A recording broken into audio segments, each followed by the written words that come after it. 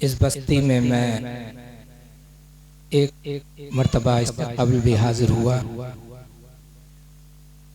जनाब सूफी निज़ामुद्दीन साहब की दावत पर और उन्हीं के इसरार पर इस उर्स की तकरीब में भी मैं हाजिर आया।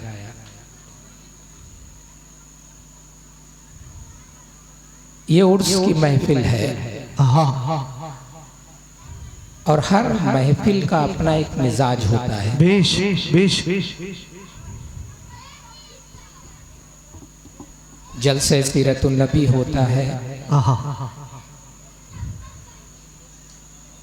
किसी शादी की तकरीब में कोई जलसा होता है, उसका मिजाज अलग होता है। बेश किसी के यहाँ कोई गुजर जाता है, उसके 40वें पर अगर कोई तकरीब में जलसा होता है, उसका मिजाज अलग होता है। बेश और उर्स की महफिल का अपना मिजाज अलग होता है। बेशक चूँकि उर्स की महफिल है, भाई खामोश रहो, कोई बात करना तो यहाँ से दूर हट जाओ भाई। इसलिए गुफ्तगू भी उर्स के बारे में और खानकाहों और सूफियों के बारे में ही हो जाए तो बेहतर है। हाँ माशाल्लाह माशाल्लाह। हजरत ये उर्स की महफिल हमारे बुजुर्गों की बड़ी पुरानी रिवायत रही है। बेशक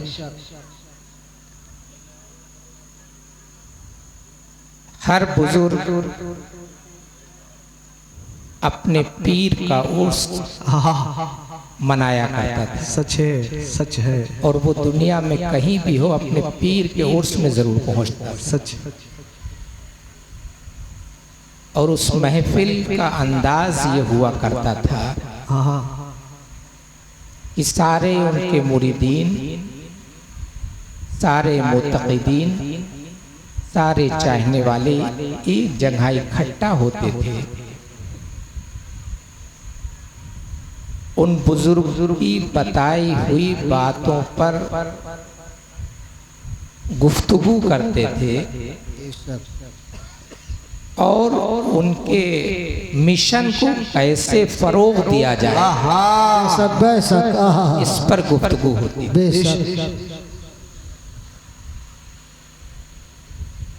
और बहरहाल जब वहाँ हाजिर होते थे तो उनसे रुजू करते थे और उससे फैज़याब हुआ करते थे। तो हुआ क्या है कि इस मुक़द्दस और खूबसूरत बेहतरीन महफिल को हमने मेलों में तब्दील कर दिया।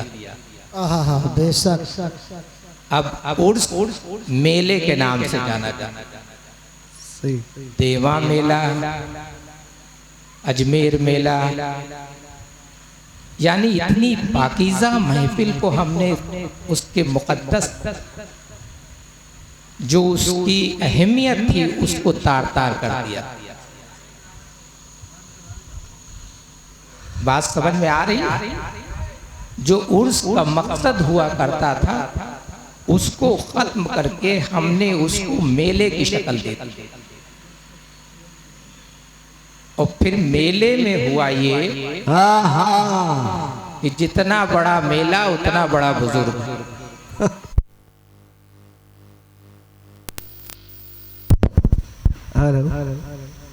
हेलो हेलो जी माशाल्लाह। तो हमने इस महफिल को मेले में तब्दील कर दिया। तो जाहिर सी बात है जब किसी चीज पे आप बिल्कुल उसकी जो हकीकत थी उसको ही तब्दील कर दिया, इसके लिए फैज मिलना भी कम हो गए। अब हमारे यहाँ क्या होता है कि जितने लोग उर्स में शिरकत करने के लिए जाते हैं उससे ज्यादा वहां पर औरतों की भीड़ होती है। हमने एक पिकनिक का जरिया बना लिया कि चलो अजमेर शरीफ जा रहे हैं, घूमते हुए चले आए। क्या कहने, रास्ते में आगरा भी घूमेंगे, जयपुर भी घूमेंगे। तो वो जो आपका मकसद था वो फौत हो गया। जी। जिस मकसद के लिए आप जाना चाहते थे फैज लेने के लिए, उसमें आपकी नीयत में खोट पहले से ही आ गया कि आप सिर्फ हाजिरी देने नहीं जा रहे हैं बल्कि बच्चों को घुमाने लिए जा रहे हैं। और होता ये है कि हाजिरी के लिए तो मुश्किल से 2 से 10 मिनट 5 मिनट निकालता है आदमी, न कोई तिलावत करता है न कुछ, दिन भर मेले में घूमा करता है। ये तरीका उर्स का नहीं मेरे भाइयों। इसकी वजह सिर्फ एक कि आपको सही दीन की मालूमात नहीं, बहुत उम्दा, दीन की अहमियत नहीं मालूम। इसलिए कि हमारे घरों में अब दीनी माहौल नहीं रहेंगे। हमारे घरों में दीनी माहौल नहीं रहेगा। हर आदमी अपना अलग अलग, हमारा रवैया क्या होना चाहिए। हम मुसलमान के घर में पैदा तो हो गए, लेकिन हकीकत में हमारा कोई काम मुसलमानों वाला मोमिनों वाला नहीं। वो तो अल्लाह का करम था कि हम मुसलमान के घर में पैदा। मेरे भाइयों, अपने को पहचानो। इस्लाम इतना खूबसूरत मजहब है, बेशक उसको तुम लोगों ने कुछ ऐसे फजूल चीजों से, ऐसे जो चीजें इस्लाम से दूर दूर तक कोई वास्ता नहीं, उनमें मुलव्विस होकर के आपने इस्लाम मजहब को बदनाम कर दिया और खुसूसन सुन्नियत को बदनाम। अब तो मैंने देखा है कि बाज मज़ारों पर वो कव्वाल तो कव्वाला भी आती है। ऐसी महफिलों से परहेज, बेशक बहुत उम्दा, ऐसी महफिलों से परहेज करो। अगर मुसलमान के घर में पैदा हुए हो तो फिर इस्लामी तालीमात के साथ जियो।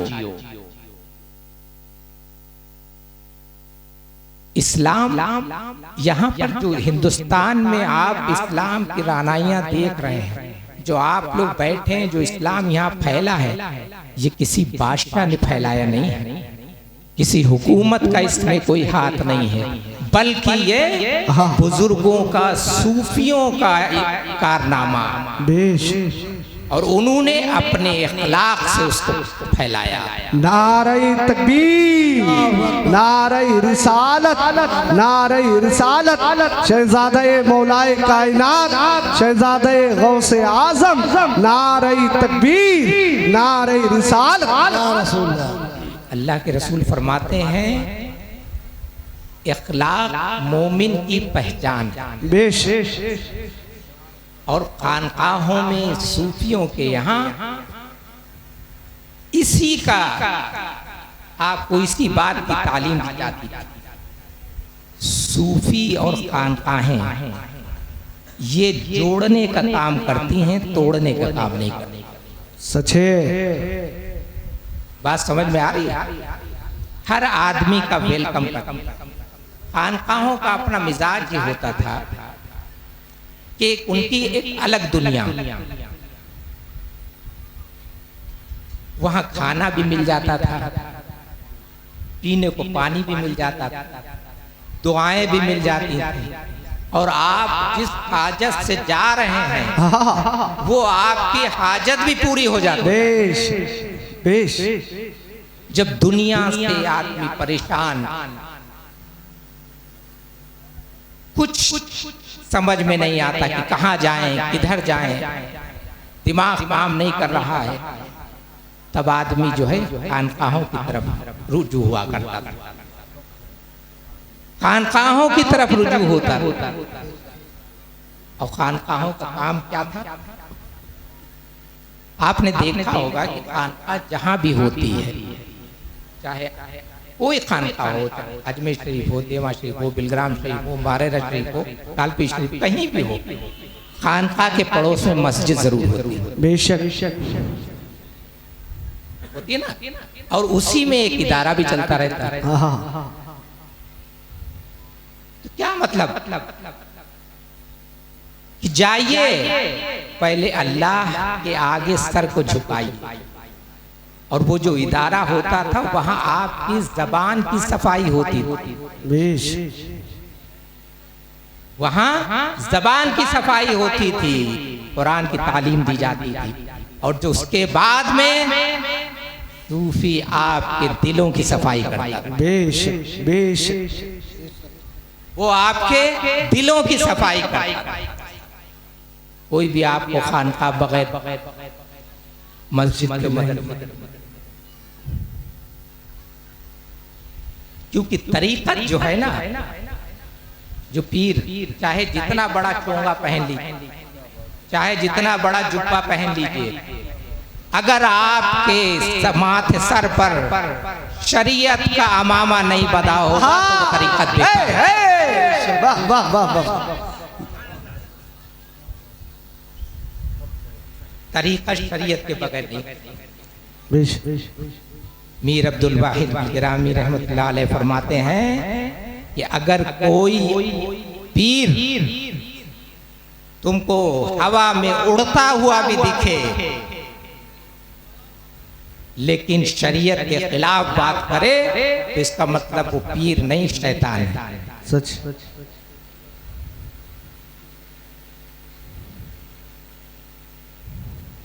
वो पीर ही कैसा है जो अपने मुरीदों को नमाज की तलकीन न करे। वो पीर कैसे हो सकता है जो ख्वाजा का दीवाना अपने को कहो, और ख्वाजा की जिंदगी में क्या क्या उन्होंने इबादतें की उसके ऊपर गौर ही नहीं कर रहे हैं।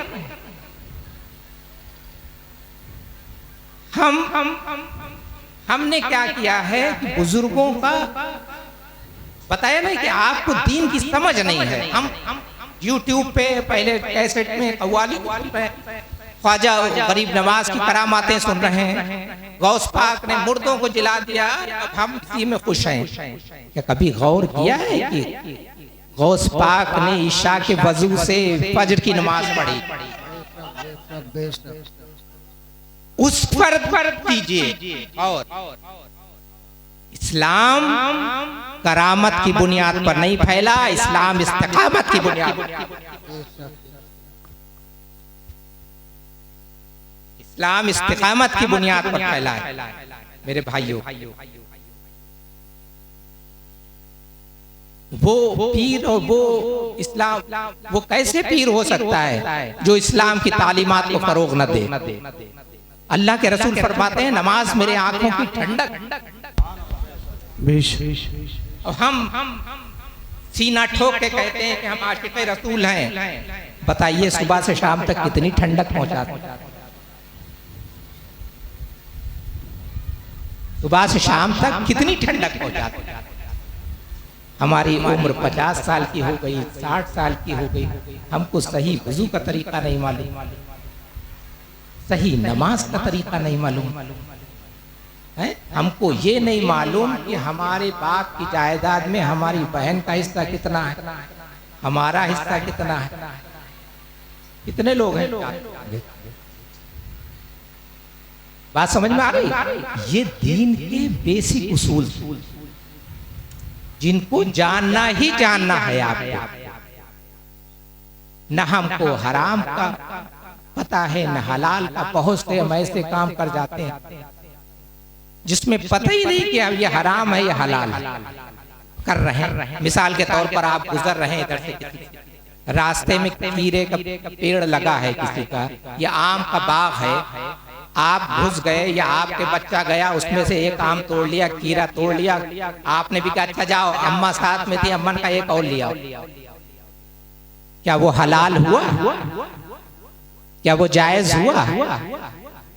किस्सा तो सुना होगा ना गौस पाक का। खूब सुने हो गए। तो फिर हमको अहमियत नहीं मालूम, दीन की मालूमात नहीं, इस वजह से हम दूर हैं। आप तकरीर रात भर सुनिए और इधर सुनिए उधर से निकाल लीजिए, क्या मतलब है। और 10 मिनट सुनिए और उसमें एक बात भी अगर समझ में आ गई तो वही कामयाबी है। बात समझ में आ रही है? रात भर आप सुनते रहिए, लेकिन अगर 10 मिनट में अगर आपके कोई एक बात समझ में आ गई तो यकीन मानिए पूरी महफिल आपकी। तो अपने को पहचानिए और अपने को तब्दील कीजिए। अगर आप नहीं कर पाए हैं अभी तक, आपको तालीम नहीं, कम से कम बच्चों को तालीम दीजिए। और याद रखिए जो मौजूदा हालात हैं इससे घबराने परेशान होने की जरूरत नहीं है, इससे सबक लेने की जरूरत है। इससे सबक लेने की जरूरत है। इस्लाम नहीं खतरे में, न मुसलमान खतरे में, कोई खतरे में नहीं। हम खुद खतरे में इसलिए हमारे अमाल ठीक नहीं। जिस कौम की शुरुआत इकरा से हुई हो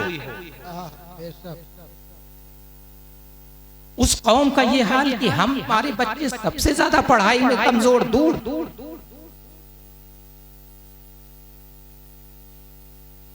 आपको मालूम ही नहीं कि यूरोप जिसको अमेरिका, इंग्लैंड, आप बरतानिया सब कहते हैं ना, ये ऑक्सफोर्ड यूनिवर्सिटी, फलाने यूनिवर्सिटी, ये सब 200 साल के अंदर की हैं।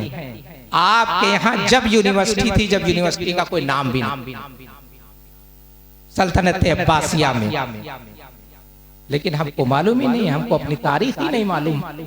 और आज भी अफसोस की बात तो यह है कि वो ऑक्सफोर्ड वाले आप ही की किताबें पढ़ करके अपने यहाँ उसमें जाते हैं और अपनी उसमें रिसर्च करते हैं, आपकी किताबें पढ़।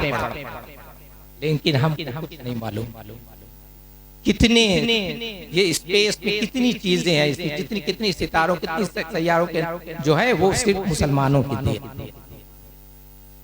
कितने साइंटिस्ट हमारे यहाँ, इब्ने सीना का नाम सुना ही नहीं? इब्ने सीना कौन सीना, जिनको आज भी साइंटिस्ट उन्हीं के करते हैं।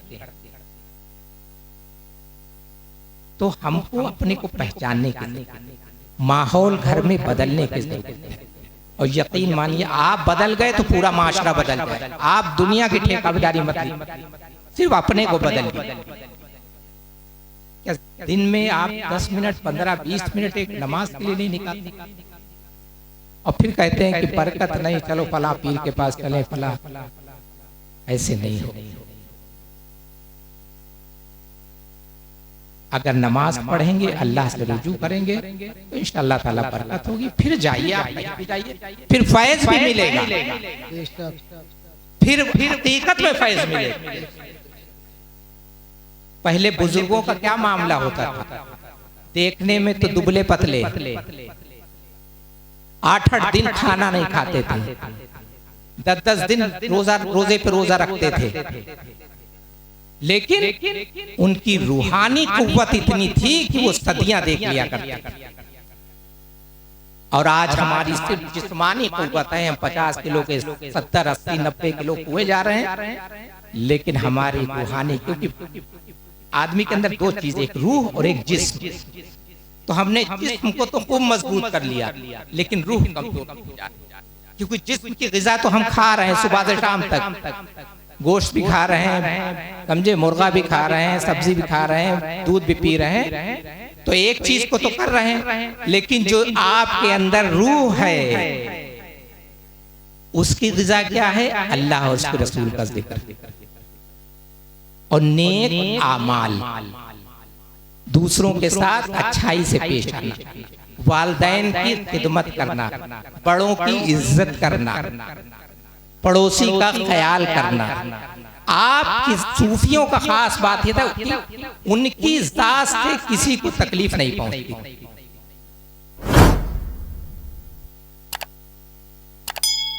तो अल्लाह रब्बुल इज्जत से दुआ है कि हमको कहने और सुनने से ज़्यादा अमल करने की तौफीक अता फरमाए।